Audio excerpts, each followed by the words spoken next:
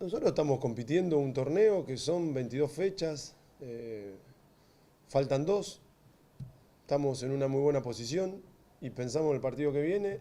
Vamos a tratar de hacer nuestro trabajo de la mejor manera. Somos conscientes que jugamos en una cancha difícil contra un rival muy duro, pero también realistas de que si nosotros estamos bien podemos inquietar a cualquier rival. Quizás en los últimos partidos nos costó un poquito, pero somos realistas. Esta semana hicimos una semana muy buena y los veo muy bien a los chicos, así que confío en que el domingo tengamos un buen partido y después veremos los resultados que se dan. Estoy tranquilo, estoy contento.